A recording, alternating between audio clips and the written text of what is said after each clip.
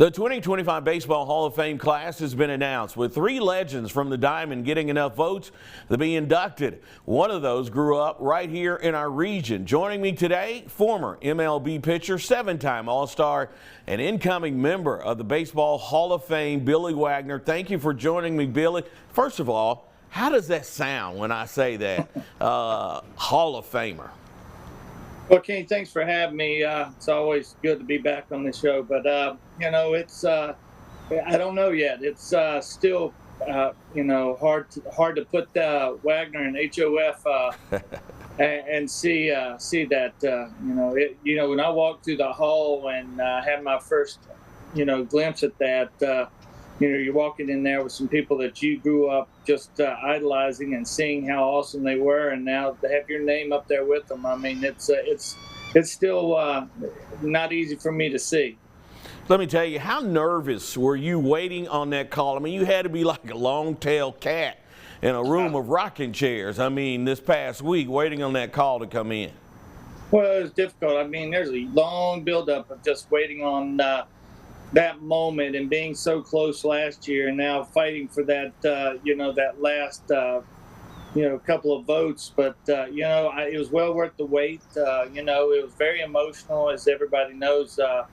But it was well worth the wait because, going in is bittersweet. 10th and final time. Did you need this to validate your career? No, nobody needs this to validate their career, but but when you sit and you look at what who's in that Hall of Fame, it's just that cherry on top. There's always that acceptance factor. I don't know if that how you validate or even go about saying you deserve to be there or whatever. I was never very good at self-promotion, and so. I'm glad there was 82.6% of the people thought I should be. Let me ask you, there are not too many relievers in the Hall, especially left-handed relievers. That make it even more special? Well, there are so many ways. When this started really to come to, fruition that I was going to make it and I get the call, there are so many things that popped up that I was going to be the first left-handed reliever, the first out of the state of Virginia, the first Division III. So yeah, there's a lot of firsts for me that I don't think I looked at or would have known going into this whole thing. But I represent a lot of things for a lot of people, and when you look at Southwest Virginia or the state of Virginia, I think kids can look at it. I'm not a big guy. I think it just it shows the possibilities that dreams can come true. Let me ask you, did you dream of this moment as a kid? I mean, and as you just mentioned, what does it say for other kids from Southwest Virginia about following their dream?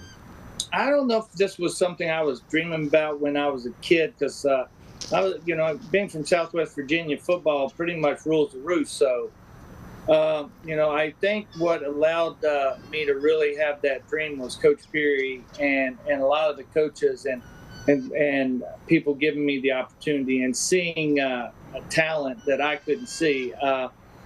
But I think as I got going and my career continued to blossom, I think those were moments where I was like, man, it started just to get drafted. Then it was just to get to the big leagues. Then all of a sudden things start to get a little bit bigger for you. But I don't know if anybody can dream of being a Hall of Famer, but I think, when you get this close and stuff, how real it becomes is really just will leave you speechless, because I don't think when you look at 277 people in the Hall of Fame and, you're one of them, I think it'll leave you speechless.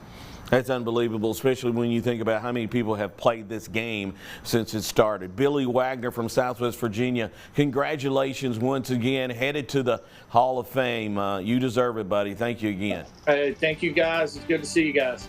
All right, we'll be back in a moment. Stay with us.